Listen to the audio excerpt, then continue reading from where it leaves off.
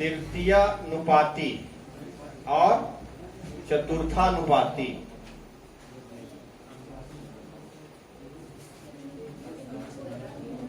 और मध्यानुपाती,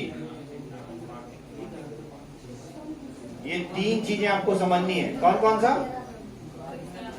तृतीयानुपाती और चतुर्थानुपाती और मध्यानुपाती।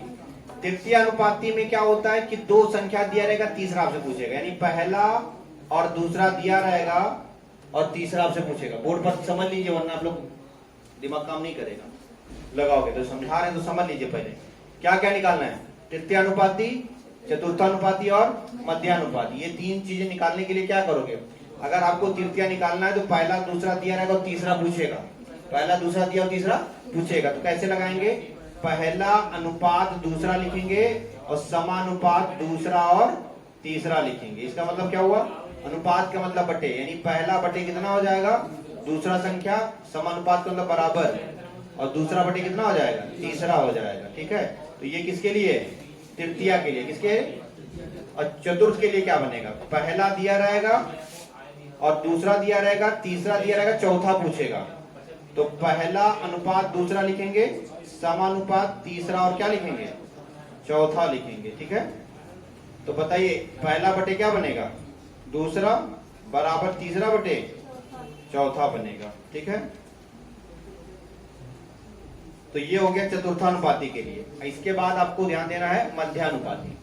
तो मध्यानुपाती बराबर क्या होता है बताइए जरा।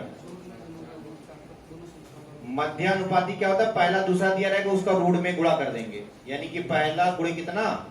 दूसरा, उसका वर्गमूल निकाल लेंगे। ठीक है, तो ये तीन बातें ध्यान रखना। ये आपका तृतीयानुपाती है, ये आपका तृतीयानुपाती है, और ये आपका चतुर्थानुपाती है,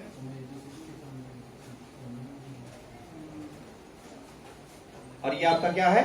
मध्यानुपाती। तो इसको उतार लीजिए आप लोग, फिर ट्रिक से बता देते हैं। तो ये पहला दूसरा तीसरा दिया, क्या पूछ रहा है? बोर्ड पे समझ लीजिए आप लोग। पहला दूसरा तीसरा क्या पूछ रहा है? चौथा पूछ रहा है। तो पहला बटे दूसरा होता है, यानी कि 3 बटे कितना करेंगे? 4, और बराबर 9 बटे कितना? x कर लेंगे, चौथा निकालना है। तो अब इसको काट देंगे, तो 3 त्रिका 9 और 3 चौके 12, यानी x बराबर कितना? 12। एक तो ये हो गया फार्मूले से जो अभी आपको बताया गया था। दूसरा, अगर इसको ट्रिक से लगाना है तो तुरंत लगा सकते हो। कैसे? समझ लीजिए जरा, बिना फार्मूले के।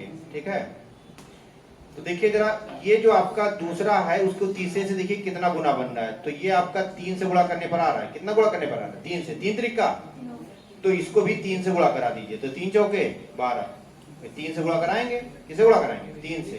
तो 3 चौके 12, यानी हमारा आंसर कितना हो जाएगा? 12। जितना गुना ये बनेगा उतना गुना ये बनेगा।